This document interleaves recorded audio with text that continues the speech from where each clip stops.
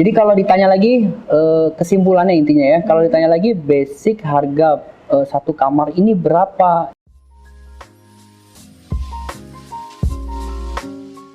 Halo, kembali lagi di channelnya Lifetime Design. Kali ini kita lagi ada di Cafe Southwest Jakarta. Letaknya ada di Senopati. Sebenarnya di sini cuma mau ngobrol-ngobrol doang sih.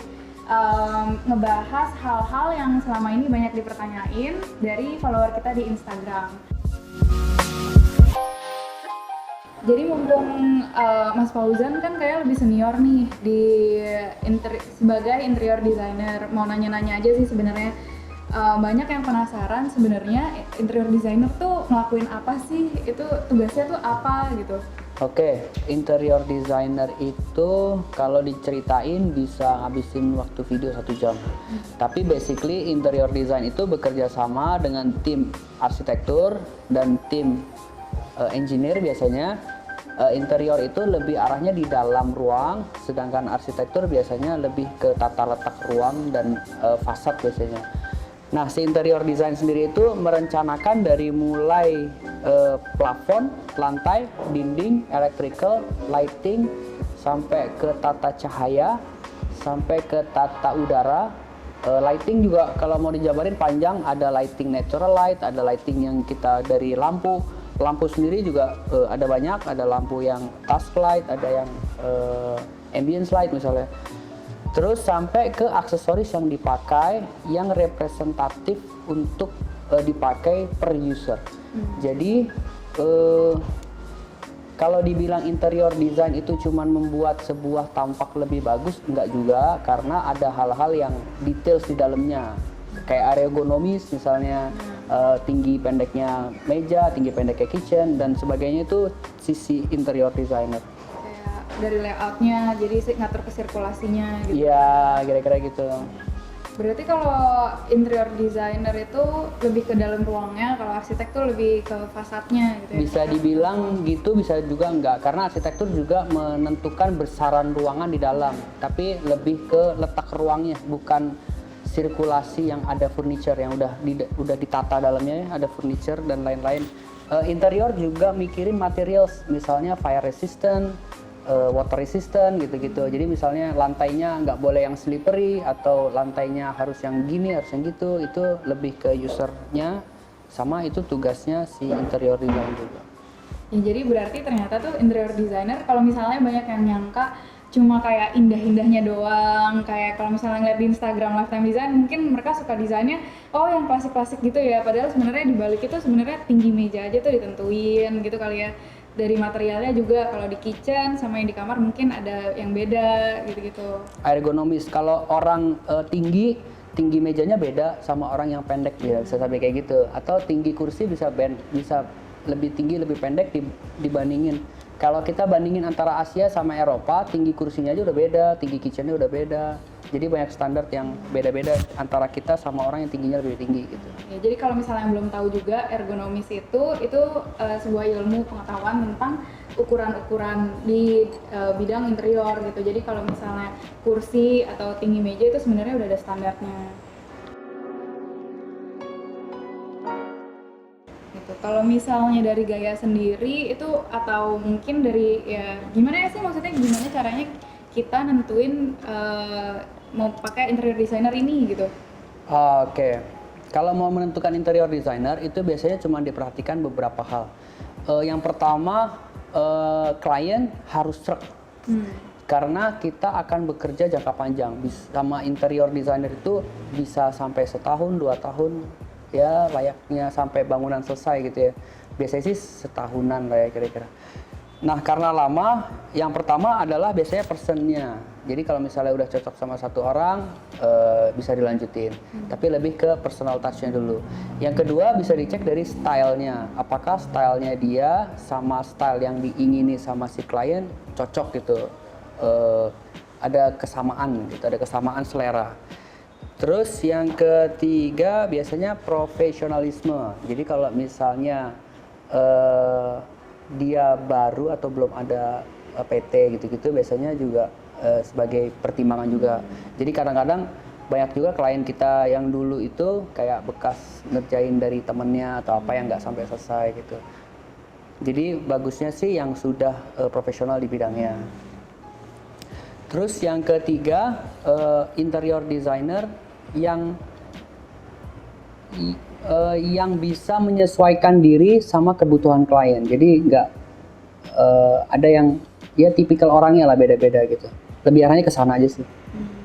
Jadi kalau misalnya tipsnya kalau misalnya lagi mau renovasi nih, terus mau milih interior designer, tadi berarti yang pertama-tama dari nyambung gaknya gitu, maksudnya Ya, enak personalnya gitu, dulu. terus dari stylenya, sama dari mungkin ngeliat track record Iya, portofolionya gitu itu kan dia. ya. Mungkin lebih key-nya ya, portofolionya. Soalnya dia emang bener-bener bukan, sebenarnya nggak cuma sampai desain itu, tapi sampai itu kebangun gitu. Iya, sesuaikah sama ekspektasi sama realitas. Gitu. Tadi kan misalnya mau renovasi nih atau mau bangun rumah, itu tuh berarti kapan sih kita mesti menghubungin interior designer? Nah, ini juga banyak yang tanya kayaknya ya, banyak banget yang tanya. Nah, kadang-kadang orang kita itu berpikir bahwa interior designer itu final touch dari sebuah rumah. Padahal enggak. Yang bagus adalah ketika arsitektur sudah membuat sebuah denah, tata letaknya denah yang sudah disetujui sama klien, bagusnya interior design langsung dipanggil. Jadi dia bisa langsung sinkron sama arsitektur untuk menentukan tata cahaya, tata udara dan lain-lainnya, sampai ke materials, lantainya mau pakai warna apa, dindingnya mau gimana, plafonnya gimana. Nah, itu masih panjang. Tapi bagusnya adalah sebelum rumah start dibangun atau tahap awal pembangunan. Jadi masih cuman baru fondasi doang gitu. Interior udah dipanggil. Interior bisa bekerja cuman dari denah yang udah dibikin sama arsitek biasanya. Dari arsitek itu nanti dia bikin perencanaan yang lebih jauh. Dari situ prinsip kita, apalagi di lifetime design ya, prinsip kita adalah segala perencanaan yang matang di depan akan menghasilkan eksekusi yang lebih cepat dan lebih baik gitu.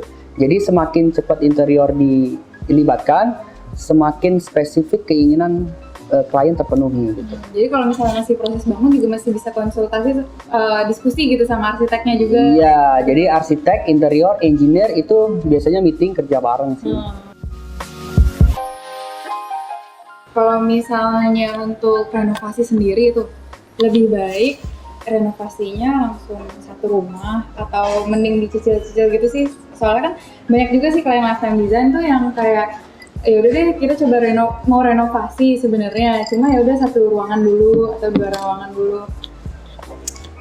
Itu lebih ke personal sih, ke kliennya ya. Itu biasanya terhambatnya antara dua, waktu atau budget.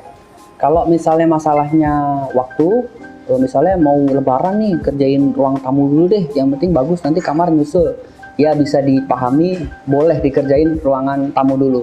Tapi kalau misalnya masalahnya budget, lebih bagus sih di prepare untuk sampai tahap akhir, karena bisa dibilang interior itu kalau renovasi, apalagi ya renovasi itu biasanya ribetnya di awal tapi selesai gitu, dibandingin sama nanti baru selesai ruang tamu, nanti rumahnya dibongkar lagi buat ruang meja makan misalnya, nanti dibongkar lagi. Jadi seolah-olah pekerjaan itu jadi kelihatannya lambat, dan apalagi sambil ditinggalin ya, itu bisa memperkeruh situasi rumah. Jadi bagusnya dari awal di prepare untuk sekalian sampai akhirnya bagaimana. Nah, tugas interior designer lah yang memprediksikan budget yang sesuai dengan kliennya gitu.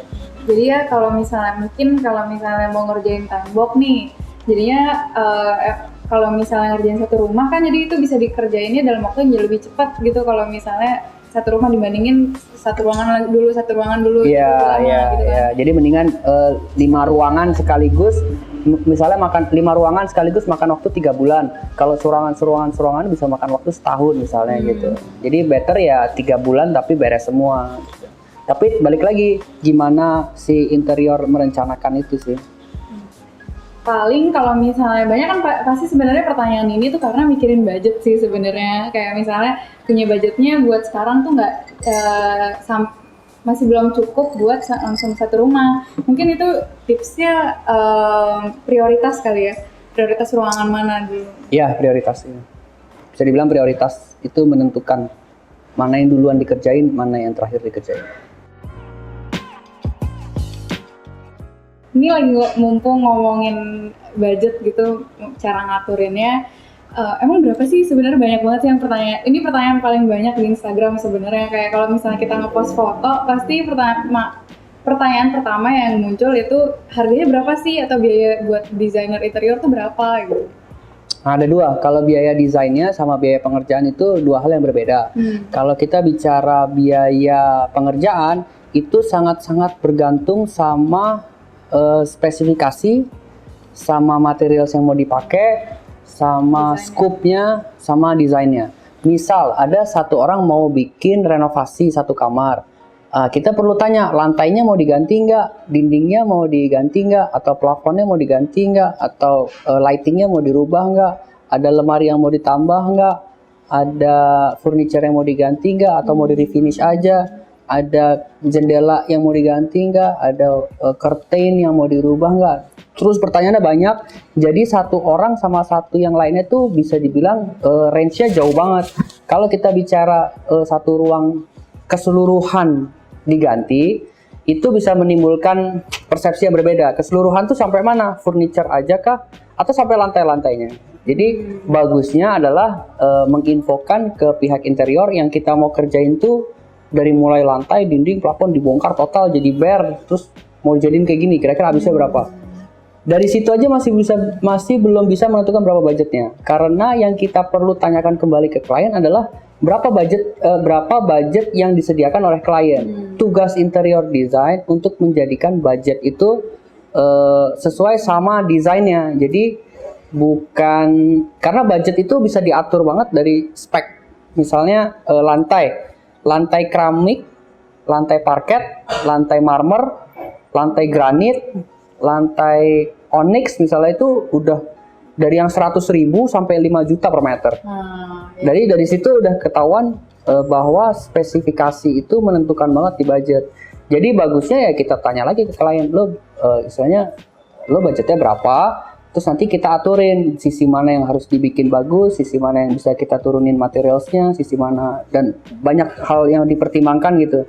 Jadi lebih enak sih, makanya balik ke tips pertama, kalau kita sudah cocok personally sama orang interior design-nya, biasanya kita kasih tahu apa adanya. Jadi misalnya ini budgetnya 100 juta aja buat ngerjain satu kamar. Nah, 100 juta itu tugas interior designer untuk ngaturin bagaimana untuk menciptakan desain ergonomis, materials yang sesuai semua. Jadi tugas interior designer sebenarnya itu juga menyesuaikan budget itu, jadi semaksimal mungkin interiornya gitu dengan budget segitu. Dan ya bener sih, pasti tiap orang beda-beda, soalnya ruangannya juga kondisinya beda-beda, apa aja yang mau digantinya atau gitu-gitu ya.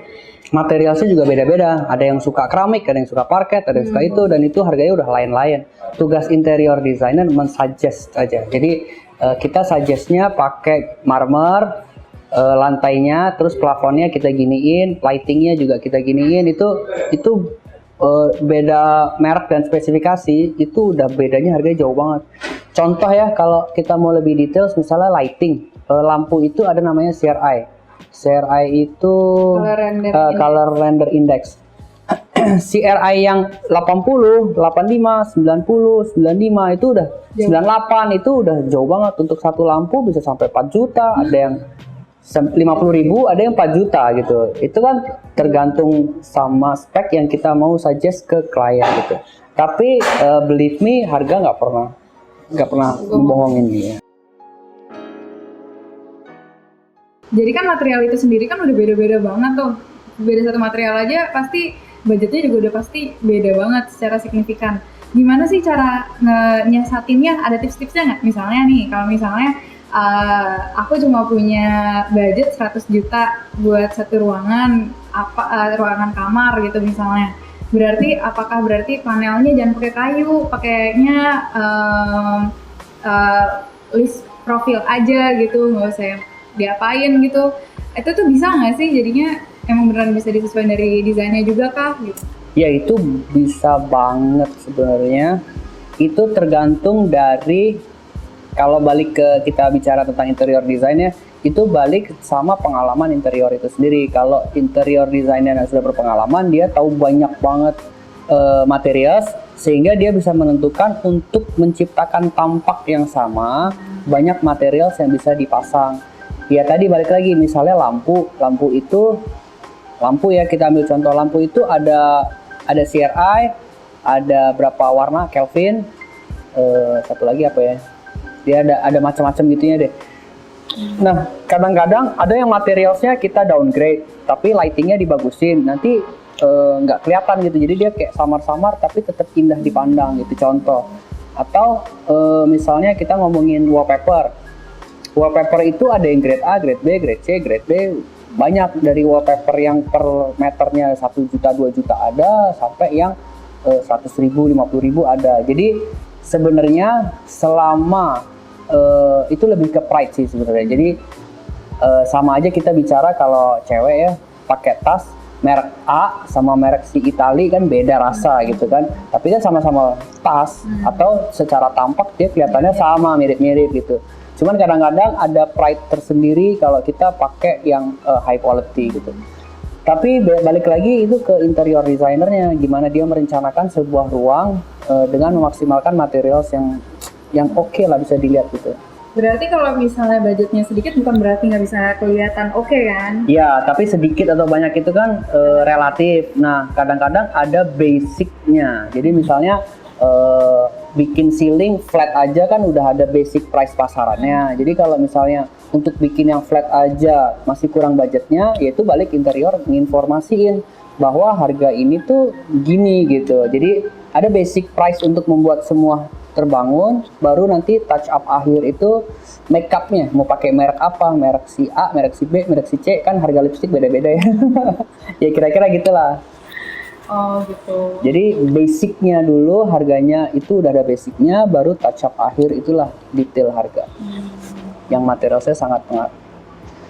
Jadi kalau ditanya lagi kesimpulannya intinya ya, kalau ditanya lagi basic harga satu kamar ini berapa, it's very hard to tell karena kita harus tanya lebih details harganya di apa kebutuhannya, lantainya dibutuh diganti nggak, plafonnya perlu diganti nggak, lightingnya perlu diganti nggak. Kan sayang kalau kita udah bikin ruangan bagus-bagus ternyata nggak sesuai, misalnya simply lightingnya nggak diganti, itu kan kadang-kadang nggak jadi bagusnya juga. Jadi ya balik harus banyak tanya jawab dulu ke klien. Mendingan sih kalau mau tanya berapa sih harganya, ya panggil aja interiornya atau telepon aja.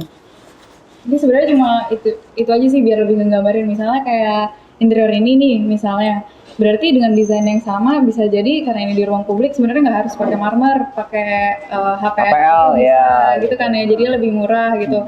Atau kabinetnya nggak usah pakai kayu solid tapi pakai ya bisa dibilang ini misalnya kan kita tampaknya seperti kayu padahal ini misalnya HPL. Terus di dalamnya ini ada rangka nih, nah rangkanya bisa pakai plywood, bisa pakai MDF, bisa pakai banyak material yang bisa diakalin untuk menciptakan ini barang. Nah, cuman balik lagi kualitas harga menentukan kualitas akhirnya. Jadi kalau misalnya terlalu jelek juga, ya kita nggak nyaranin gitu. Nanti takutnya cepat rusak. Gitu. Tetap pemilihan material itu bisa disiasatin, tapi tetap ngikutin kebutuhannya. Iya, gitu ya. Sesuai fungsinya lah. Sesuai fungsinya. Oke, jadi ternyata kan sebenarnya dari desain sama budget itu kan masih bisa disesuaikan banget.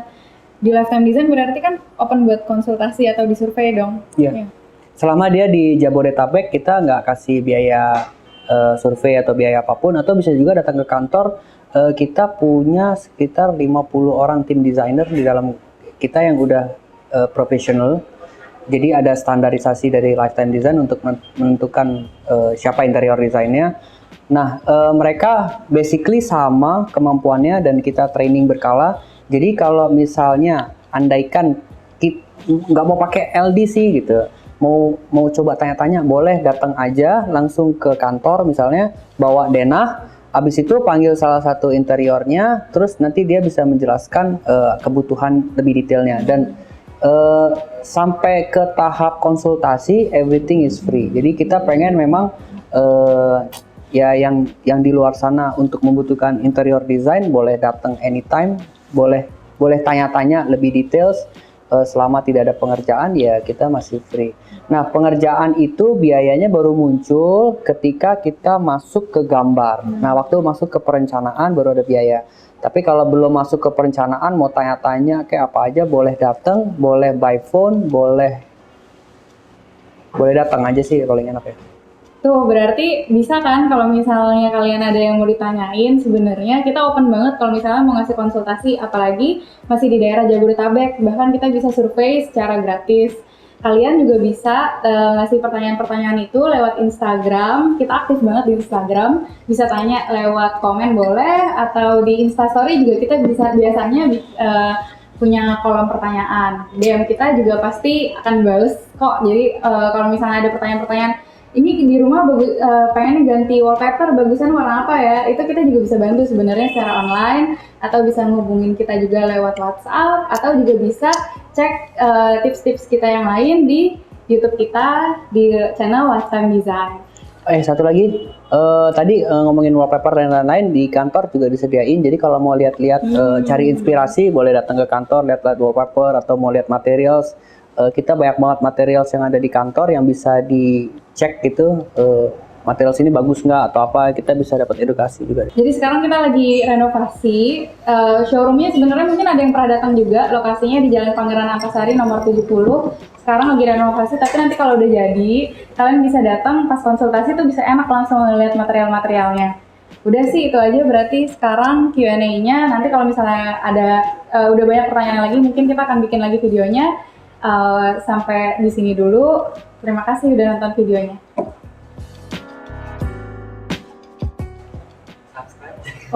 Jangan lupa subscribe. Oke.